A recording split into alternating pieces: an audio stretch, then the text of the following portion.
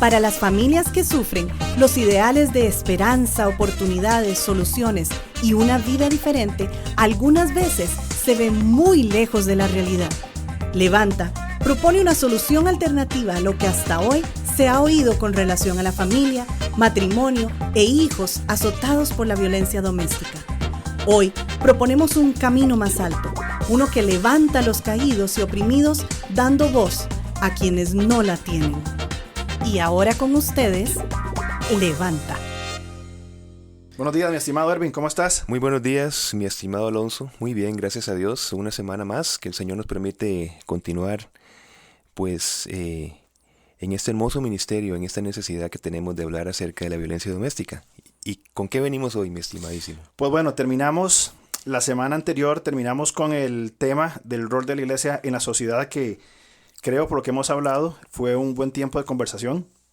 Y estamos comenzando hoy una nueva serie, la segunda serie, que es el corazón de la violencia doméstica. Vamos a entrar ya directamente a temas relacionados con la violencia doméstica, habiendo entendido cuál es el rol que la iglesia debe ocupar en la sociedad y en nuestros intereses, cuál es el rol que la iglesia debe ocupar en una problemática social como es la violencia doméstica que sucede dentro y fuera de la iglesia. Claro, así es. No hay distinción de clases económicas, no hay distinción de clases sociales, etcétera. Es un mal de la sociedad en general. Y te lo pongo así, y vos lo sabes, de los casos que hemos tratado en la consejería que hace Levanta para matrimonios con violencia doméstica, tenemos matrimonios jóvenes con recursos económicos suficientes, creyentes. Tenemos personas bastante sencillas, bastante humildes, inclusive fuera de, hablemosle, en la zona muy rural de Costa Rica. Tenemos personas, pues, llamémosle costarricenses promedio también, ¿verdad? Entonces, dentro de nuestra experiencia en hace poco tiempo, ya hemos visto cómo la violencia doméstica entra en hogares no creyentes, en hogares creyentes, en hogares con recursos, sin recursos, en la ciudad, en aspecto rural. Así que, como decís, pues no hace distinción ninguna. Y el peligro es que tal vez podemos orientar la violencia hacia una manera de presentarse específica nada más, sin tomar en cuenta que hay elementos que tal vez no son tan visibles, ¿verdad? No son tan notables, digámoslo de esa manera, y que forman parte del peligro de la violencia, como vamos a tratar en este programa. Correcto. Y podríamos empezar con al menos 4 elementos, decimos al menos, ¿verdad? 4 elementos fundamentales de la violencia doméstica. Sí, claro. Hay 4 puntos principales que podemos categorizar aquí. El primero es el abuso de poder. Abuso de poder. Abuso de poder. Cuando un hombre abusa de un poder que se ha generado él mismo, ¿verdad? Para violentar la vida de una mujer, no solamente física, emocional, sexual, psicológicamente, en otros aspectos. Vamos. Y es que esta violencia puede ir subiendo, ¿verdad, Alonso? Puede ir subiendo en intensidad y puede ir subiendo en frecuencia. Y ahí está el peligro, en saber identificar este abuso de poder, que cómo se manifiesta, cómo se siente con ese temor a ser lastimado, a ser restringido, ¿verdad? Como un medio de control hacia la persona a la cual se le ejerce ese poder tóxico, ¿verdad? Pero hay otro punto quizás con lo que estamos hablando al principio, que es también la omisión de la responsabilidad. Es decir, que tanto es la violencia como tal, como una parte de ese abuso de poder es omitir una responsabilidad que se tiene hacia la otra persona. Claro. Un abandono que lo afecte físicamente, como estás diciendo, que lo afecte psicológicamente, que lo afecte sexualmente, y eso es parte de un abuso de poder. Y eso lo hablamos en otro programa, y hacíamos el contraste entre el hombre violento y el hombre pusilánime, el pasivo, el incompetente, ¿verdad? Sí, correcto. Y ambas son formas de violencia, y es desocupar el rol que como hombre tenemos tanto en nuestros hogares como en la sociedad. Es un abandono de nuestro rol, que también hablamos de esto en un programa anterior. Hay otro más, aparte del abuso de poder, hay otro elemento, la objetivización. La víctima es reducida en personalidad, es cosificar a la mujer. Vamos, entonces Significa que podríamos decirlo entonces que el abusador va a pretender ajustar la personalidad de la otra persona a sus intereses egoístas. Porque entonces ya lo toma como una cosa que me sirve a mí. Exactamente. Sin respetar la personalidad de la otra persona. Totalmente. Y se puede manifestar también, como decíamos, en diferentes campos. Vamos a decir, cierto tipo de abusador va a decir, en mi casa hay una refrigeradora, una cocina y una esposa. Y va a tener la misma función de hacerle en una herramienta más a mi servicio. O como vos decías también, reducir, cambiar su personalidad a mi conveniencia o a la conveniencia del abusador, ¿verdad? Y es que Dios nos ha dado rasgos y cualidades que nos configuran como personas. Y son maravillosos. Maravillosas y necesarios. Sí. Y que tienen un acomodo dentro de la creación de Dios. Y eso es lo maravilloso. Inclusive Jesucristo toma a sus apóstoles con diferentes personalidades. Sí. Y así ejecuta un plan de salvación. Y no se impone una personalidad común, sino que todos forman parte según son en cuanto a persona. Totalmente. En cuanto a sus rasgos. Totalmente de acuerdo. E inclusive, como vos bien lo sabes, los autores de la Biblia, estos más de 40 autores, todos eran diferentes. Claro. Y en esa diferencia de personalidad, a ver, llamémosle algunos introvertidos, otros extrovertidos, algunos más explosivos, unos que se contenían más, el Señor usa las personalidades que Él mismo nos ha dado a cada uno de nosotros y nos da la capacidad de valorar, de entender que hay diferentes personalidades y que la unidad está cuando vivimos en armonía a pesar de lo diferentes que somos. Claro que sí. Qué difícil sería que todos fuéramos iguales, ¿verdad? Es que la unidad no es estar en una uniformidad, correcto, ¿verdad? Sino diferente. Que es disfrutar justamente de las diferencias para buscar la complementación. Correcto. Hablamos entonces de que los elementos de la violencia doméstica pasan por abuso de poder, cosificar a la mujer en un segundo aspecto o convertirla en un objeto más, minimizando su personalidad. Un tercer elemento es la sumisión forzosa, bien, que también se puede dar en muchos aspectos, ¿verdad? Psicológicamente, financieramente. Tratamos un caso hace un par de años en nuestra iglesia de un hombre que parte de su control era: no doy recursos económicos a mi esposa. Si usted ocupa plata, me pide cuánto necesita, para qué es, y yo le doy. No tarjetas, no cuentas. Y era un control, ¿verdad? Obviamente había violencia doméstica en este hogar, ¿verdad? Pero también se dan otros aspectos, también la sumisión forzosa. Por ejemplo, la parte física. Correcto. No, y es que el problema es que se empieza con una palabra maravillosa, que es sumisión. Porque hay que entenderla bien. Claro. Pero luego se desintegra el concepto al ponerle la otra palabra forzosa. ¿Ves? Porque es que somos llamados a someternos los unos a los otros. Pero correcto. Ya habíamos hablado que el sometimiento en Cristo significa que cada uno asuma su papel para edificación del otro. Correcto. Y eso es someternos unos a otros. Todos somos iguales delante del Señor, pero cada uno de nosotros, por el Creador, tenemos un papel específico, una función específica.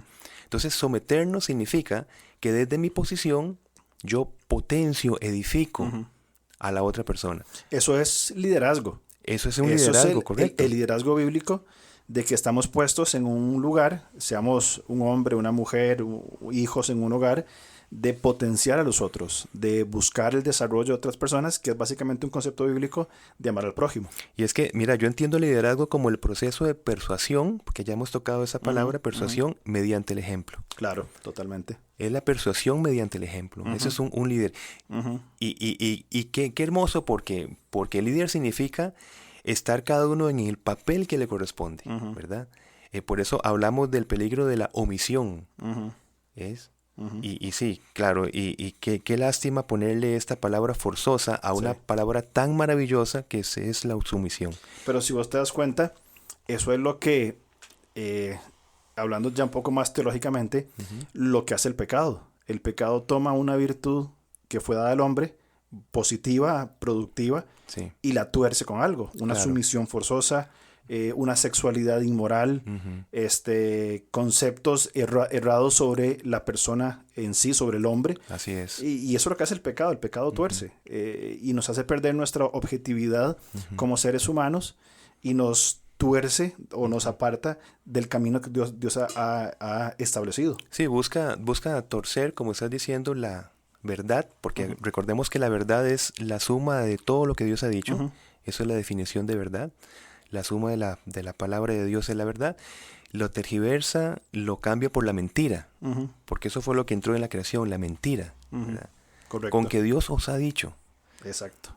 Y ahí se va distorsionando todo el resto de la vida humana. Así es. ¿Y cuál es el otro punto, El Alonso? último, entonces, hablamos número 1, abuso de poder. Número 2, objetivización. Número 3, sumisión forzosa. Y 4, consecuencias limitadas o nulas. Estamos hablando de impunidad al agresor. Un abuso con impunidad. Abuso Wow. con impunidad. El agresor hace, agrede, ofende. Y en muchos casos, sea porque la víctima no pone una denuncia, o porque la ley no aplica sus, llamémosle Sus recursos. sus contemplaciones de lo que es y no es un caso de violencia, y hay impunidad, ¿verdad? Mira, y es que hay tantas mujeres que no denuncian. Y hay tantos hombres que se justifican ante lo que están haciendo. Porque es que vos Claro, me hiciste reaccionar de esta manera. claro. Porque es que tal cosa, porque es que mi pasado, etcétera, que ahora vamos a hablar un poco de esto, ¿verdad? O en próximos programas. Correcto. Es decir, es como una cultura de la impunidad, que es, y ya que hablamos de Génesis, eso fue lo que pasó como consecuencia del pecado. No, es que la mujer que me diste. Claro. No, es que la serpiente. Y al final Adán se atreve a dar a entender de que el problema fue de Dios. Claro. ¿Verdad? Bueno, es que las condiciones que hiciste me llevaron a actuar de esta manera. Exactamente. Buscar la impunidad. Tuvimos un caso hace un par de semanas de Levanta, donde quien era la persona agresora era la suegra de la mujer. La suegra vivía en una misma propiedad, diferentes casas, pero la suegra venía a agredir a la mujer. Y cuando mi esposa conversaba con ella, le dijo, bueno, lo primero que tienes que hacer es poner una denuncia, no porque vivimos dentro de su propiedad. Claro, Y si pongo una denuncia me echa, ¿y dónde me voy? Temor, abuso, manipulación. Claro. Y obviamente, pues, en esos casos cuesta mucho, ¿verdad? Aconsejar de otra manera diferente. Sí, sí, sí. Ahora, te comparto algo que leímos. Una institución en Estados Unidos llamada Lifeway hizo comenzó a recolectar información, una encuesta, se me ha oído la palabra, una encuesta sobre violencia doméstica en los hogares. Te leo un par y a ver, decime qué pensás. Claro. Dice, cuando se trata de violencia doméstica, los pastores protestantes quieren ayudar, pero no saben por dónde empezar. Ciertísimo. Sí. Ciertísimo. No, y qué maravilloso que los pastores quieren ayudar. Sí. Es decir, eso es algo muy bueno. Pero no se tiene que quedar allí, sino que también el Señor capacita, ¿verdad? Y el Señor da medios. Yo creo que ahora estamos en medios de información muy importantes donde provee todo lo necesario para que todas las personas nos capacitemos en las áreas que queramos. Ahora estamos en una capacidad de tener información. Bueno, estás hablando de esta estadística.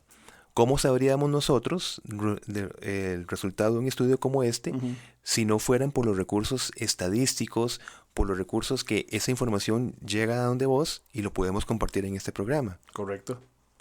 Y esta pandemia que estamos viviendo, no sé si decir algo positivo puede salir, ¿verdad? Aunque puede ser, pero la mayoría de los seres humanos que no habían dado el paso al avance tecnológico lo están haciendo. Sí. Ya personas adultas mayores que no querían dar el paso a WhatsApp, a Zoom y a otras tecnologías, lo están haciendo por necesidad. Claro. Luego, el recurso está disponible para poder capacitarnos aún desde nuestros hogares, desde nuestros lugares, sin tener que movernos. Sí, así es. Lo segundo, en esta encuesta, la mayoría dice que su iglesia sería un refugio seguro para las víctimas de violencia doméstica, pero muchos no saben si alguien en su iglesia ha sido víctima de violencia doméstica. Solamente la mitad de estos encuestados dice que tiene un plan para ayudar si una víctima se presenta. Mi pregunta es, ¿qué haríamos como pastores, como líderes, como iglesias, si un día aparece una mujer golpeada diciéndonos, mi esposo me acaba de golpear, me quiere matar, ayúdeme? Sí. ¿Cuál sería el plan de acción de una iglesia? Sí, exactamente. Si no hay un conocimiento de qué hacer, creo que el primer plan de acción es reconocer la limitante. Humildad. Claro, y eso no es ningún problema, porque en la debilidad es cuando el poder de Cristo se manifiesta. O sea, es como no estorbar, de alguna manera. Sí. No estorbemos el paso que sigue. Correcto. ¿Verdad? Porque sí hay un paso. Sí, claro, sí lo hay, por supuesto.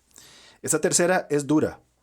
En términos de respuesta a la violencia doméstica, el clero consistentemente se encuentra entre los menos útiles. Y recordemos que lo estás diciendo en el concepto de una estadística, ¿verdad? Correcto. Es decir, no es que a alguien se le ocurrió decir esto, sino que hay datos... Que lo respaldan. Exacto, que respaldan la conclusión que estás diciendo. Entonces, el clero consistentemente se encuentra entre los menos útiles. Correcto.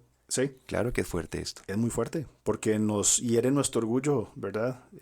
Como creyentes, como personas, de que no somos útiles en una problemática social. ¿Y será que esta capacitación no se da porque se asume que la violencia doméstica no debería estar en los hogares cristianos? Por supuesto. No sé cuántos pastores, y aquí estoy solamente suponiendo o tirando la pregunta al aire, cuántos pastores o líderes de ministerios estarán conscientes de que puede haber dentro de sus congregaciones familias que sufren violencia doméstica, que hay, no que pueden haber, muy probablemente que hayan Sí.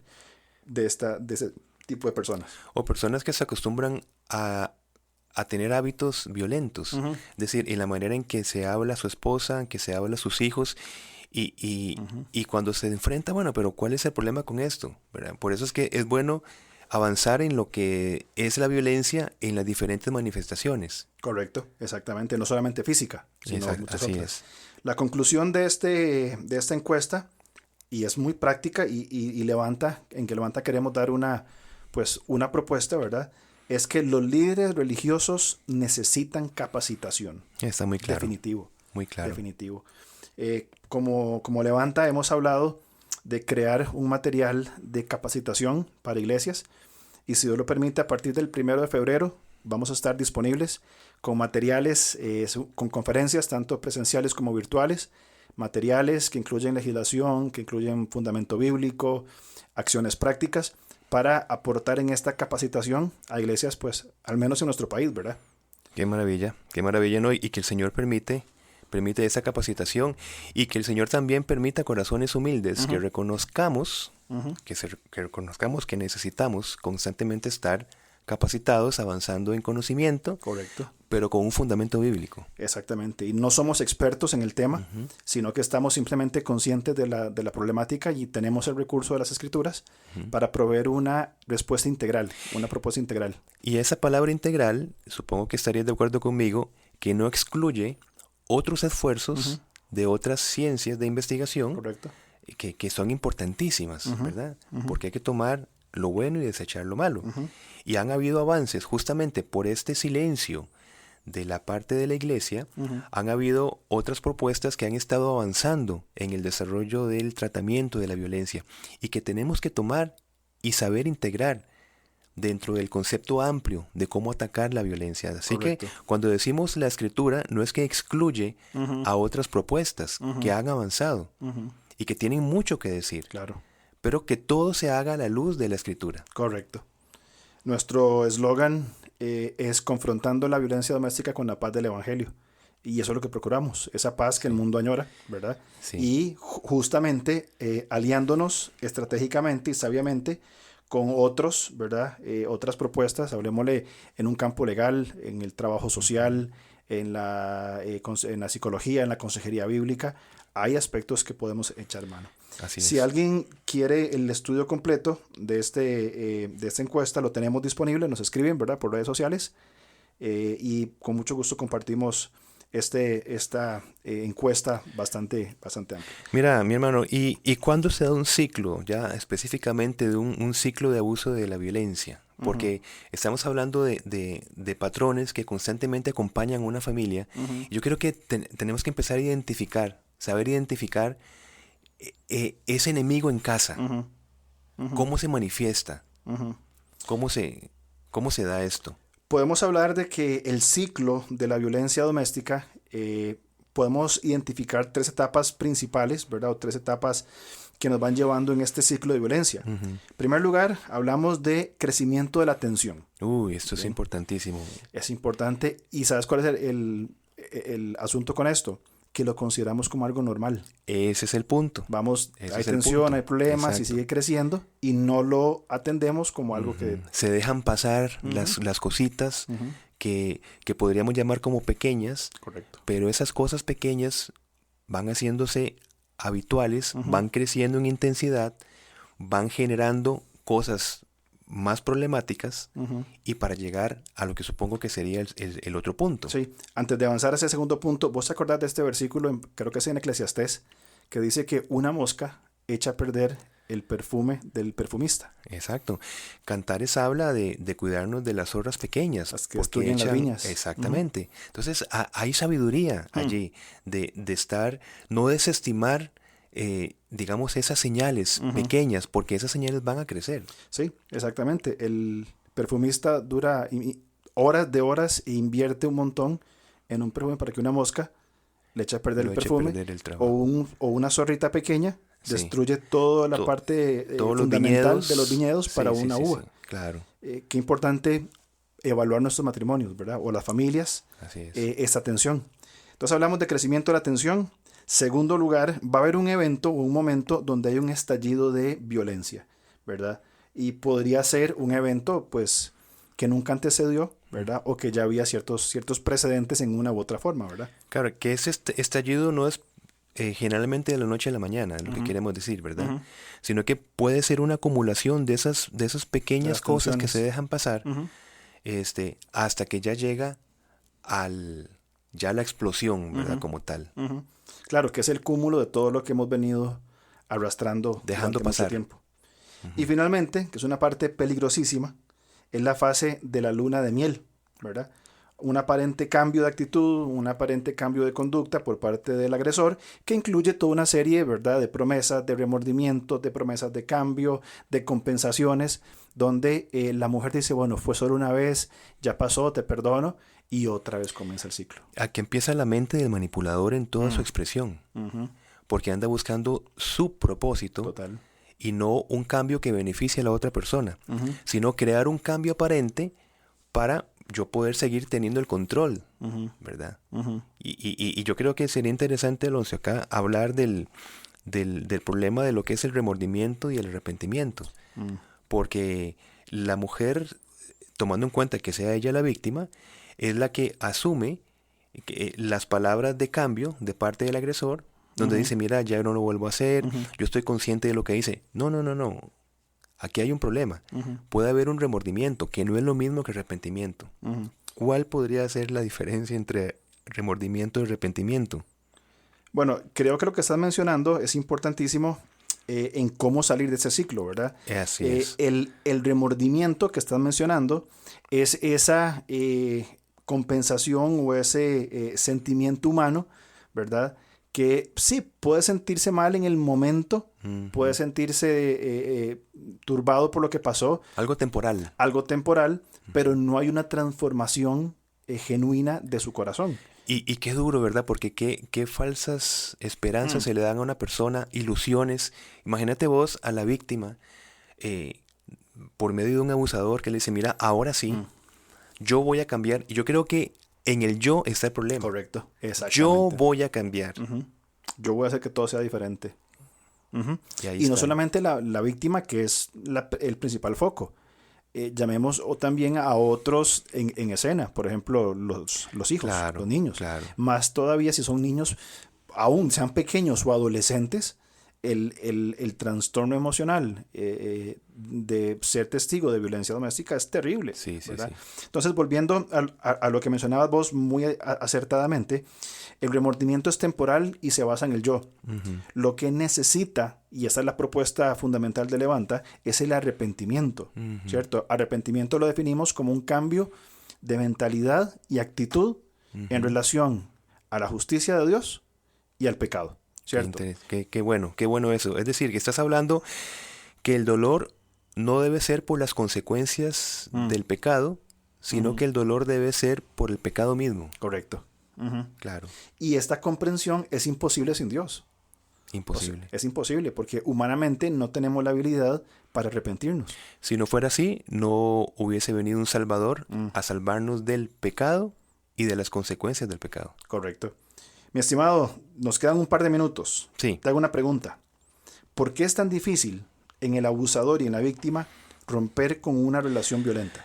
Porque tenemos 3 necesidades, al menos emocionales, que Dios nos ha dado. La necesidad de ser amado, la necesidad de ser reconocido y la necesidad de sentirnos seguros. Amado, reconocido y seguros. Eso es básico en nuestra naturaleza humana. Así que, si la primera falla, la necesidad de ser amado, ¿qué sucede? Que el violento abusa de su víctima para poder sentirse reconocido. Ves que es un recurso equivocado para tener reconocimiento, pero es una necesidad que se tiene que cumplir. Y la víctima permanece en una relación abusiva para poder sentirse segura. Falsamente segura. Falsamente segura. Por eso es que es tan difícil para el abusador y la víctima salir de un ciclo por esas necesidades emocionales. Pero ve que está fallando lo primero. Así que, ¿cuál sería la solución? Entonces, que ambos necesitan buscar lo primero, el amor. Pero el amor se busca en Dios, que nunca, y terminamos con esto, supongo que por el tiempo, el amor nunca en la Biblia se desvincula de la verdad. Nunca se desvincula de la verdad. El amor se goza en la verdad. Y dijiste entonces que la verdad es la suma de todo lo que Dios ha dicho. Claro. ¿Cuál es la máxima expresión de amor que podemos encontrar en las Escrituras? La máxima expresión de amor es Jesucristo mismo. Y Jesucristo hizo una acción y dijo palabras. Es decir, es que son las dos cosas. No podemos desvincular el acto de amor en sí, conciso y específico, que vino a morir por los pecados, específicamente una acción, pero Jesucristo habló y nos dio palabras de vida eterna. Nos dio palabras de verdad. Y nos dijo, ustedes pueden tomar aguas por todo lado, pero el agua que yo doy es agua de vida eterna.